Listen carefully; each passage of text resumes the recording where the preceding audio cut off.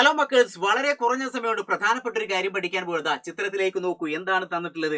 Regular റിഫ്ലക്ഷനും അതേപോലെ തന്നെ irregular റിഫ്ലക്ഷനും, അതായത് ക്രമമായിട്ടുള്ള പ്രതിഫലനവും അതുപോലെ തന്നെ ക്രമരഹിതമായിട്ടുള്ള പ്രതിഫലനം. ഈ രണ്ട് ചിത്രത്തിലേക്ക് നോക്കിയാൽ തന്നെ നിങ്ങൾക്ക് കാണാൻ പറ്റും. ഒരു പ്ലെയിൻ മിററും അതേപോലെ തന്നെ ഒരു പേപ്പറാണ് തന്നിട്ടുള്ളത്. പ്ലെയിൻ മിററിലേക്ക് ഒരു ലൈറ്റ് വന്നാൽ അത് കറക്റ്റ് ആയിട്ട് അത് റിഫ്ലക്ട് ചെയ്തു പോകുന്നു. പക്ഷെ പേപ്പറിലേക്ക് വന്ന പല സൈഡിലേക്കും അത് ചിന്നിച്ചിതറുന്നു, സ്കാറ്ററിംഗ് അല്ലേ.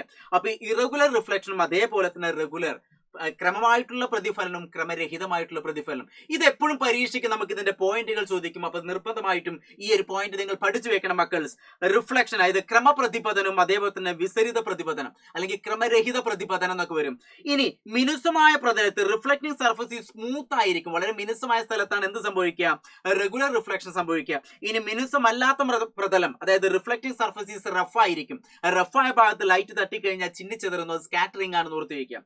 ഇനി light rays travel parallel after reflection അല്ലെ, പ്രതിഫലനത്തിന് ശേഷം അത് കറക്റ്റ് ഒരു പാരലൽ സമാന്തരമായിട്ട് എന്ത് ചെയ്യുന്നു? പ്രതിഫലിക്കുന്നു ഓർത്ത് വയ്ക്കുക. ഇറഗുലർ റിഫ്ലക്ഷൻ ആണെങ്കിൽ എന്ത് ചെയ്യുന്നു? ലൈറ്റ് റേസ് സ്കാറ്റേർഡ്, ചിന്നിച്ചിതറുന്നു. പ്രകാശരശ്മികൾ എന്ത് ചെയ്യുന്നു? ക്രമരഹിതമായിട്ട് പ്രതിഫലിക്കുന്നു. അപ്പൊ ഈ ചിത്രത്തിനെ ബേസ് ചെയ്തിട്ട് ഇതേപോലുള്ള പോയിന്റുകൾ എഴുതാൻ പറയും. അപ്പൊ ഒരു കാരണവശാലും തെറ്റിക്കരുത്. ഓക്കേടാ, ഓൾ ദി ബെസ്റ്റ്.